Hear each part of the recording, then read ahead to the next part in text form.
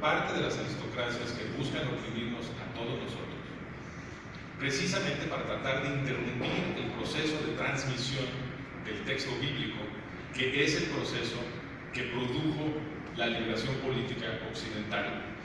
Y precisamente porque estas aristocracias opresivas entienden que la liberación de los pueblos occidentales depende de la diseminación del texto bíblico y del pueblo, que es, digamos, el vehículo humano de este texto, se organizaron para hacer un gran exterminio en el siglo XX, que es el más reciente de muchos exterminios que ha padecido el pueblo judío a través de su historia, por la misma razón, como ahora voy a defender.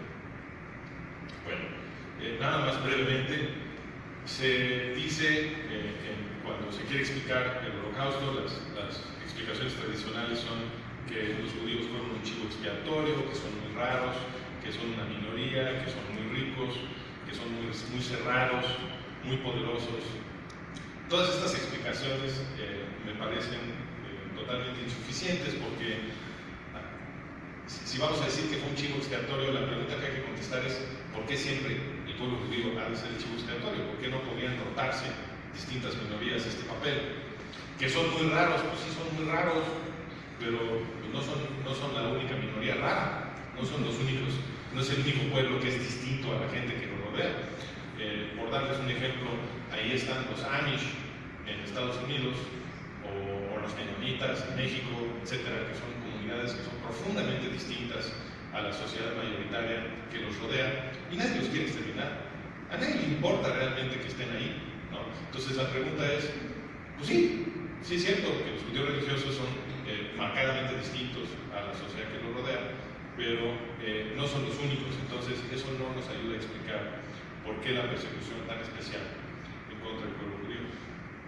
Que son muy ricos, pues algunos, otros no tanto, y dependiendo del periodo histórico que nos interese, vamos a ver que muchos de los judíos que se vuelven víctimas de los programas de exterminio, de hecho, son gente muy pobre, como sucedió, de hecho, en el Holocausto, cuando la gran mayoría de los judíos que fueron asesinados eran judíos que habían formado parte de lo que había sido el Imperio Ruso, judíos de Europa Oriental, que tenían casi nada, vivían en unos pueblos que se llamaban Shtetl y no tenían prácticamente nada, pero también los mataron. Que son muy cerrados, pues sí son muy cerrados, y que todas las comunidades del mundo se juntan dentro de su comunidad, se casan dentro de su comunidad, eso no tiene nada de especial.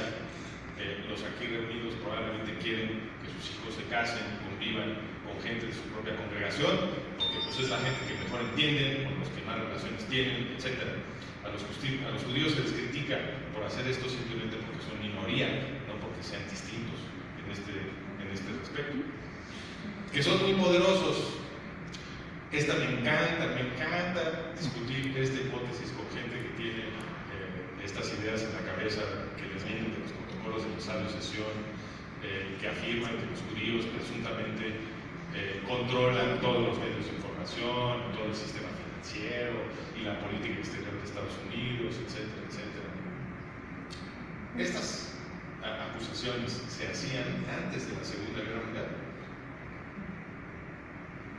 Había una propaganda consumida como pan caliente en todo el mundo que afirmaba que los judíos todo lo controlaban en secreto, que tenían las riendas del poder clandestino de todos los países de Occidente, de todas las instituciones importantes, de toda la infraestructura de poder.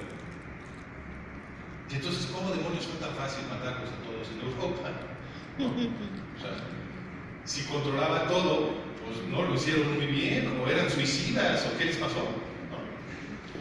El Holocausto es la demostración de que estas acusaciones son un fraude. Sin embargo, hoy en día, a pesar del Holocausto, estas ideas están en la cabeza de prácticamente todo el mundo, lo cual pues es un testimonio de la eficacia de la propaganda antisemita y de lo arraigada que esta ideología digamos, del arraigo que tiene ahora en la cultura occidental. La acusación de que son los asesinos de Dios creo que tiene un poco de más peso, porque es indiscutible que a lo largo de los siglos la acusación de deicidio fue empleada por frailes y obispos para movilizar a las masas en contra de comunidades judías indefensas. Y a la fecha podríamos decir que es el locus profundo, la raíz profunda de la orientación antisemita de la civilización occidental. Sin embargo, antes de que hubiera cristianismo y que existiera la acusación de deicidio, no podemos atribuirle a esta acusación las grandes matanzas de judíos. Y resulta que las grandes matanzas de judíos empezaron antes del siglo I. Entonces tenemos grandes matanzas por parte de los imperios greco-macedonios, que son anteriores al Imperio Romano. Y también las grandes matanzas del Imperio Romano fueron llevadas a cabo, aunque ya había aparecido Jesús en la historia, fueron llevadas a cabo por un imperio todavía pagano, no cristiano, ¿no?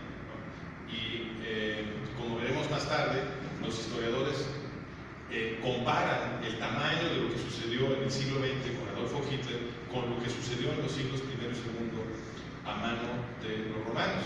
Por lo tanto, es totalmente insuficiente también esta última explicación como explicación profunda del origen del antisemitismo.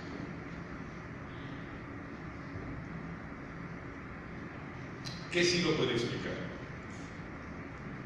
Me voy a ir al siglo I, el siglo en el que aparece Jesús, para darles un poquito del contexto político de la confrontación que había entre el Imperio Romano y la comunidad judía. Y estamos hablando del tiempo de Cayo César. Aquí tenemos al Imperio Romano en su mayor extensión. Cayo César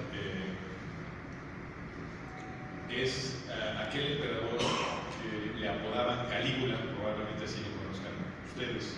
Le decían Calígula porque así se le dicen a las botitas a las botas de los soldados romanos. Y él desde chiquito se ponía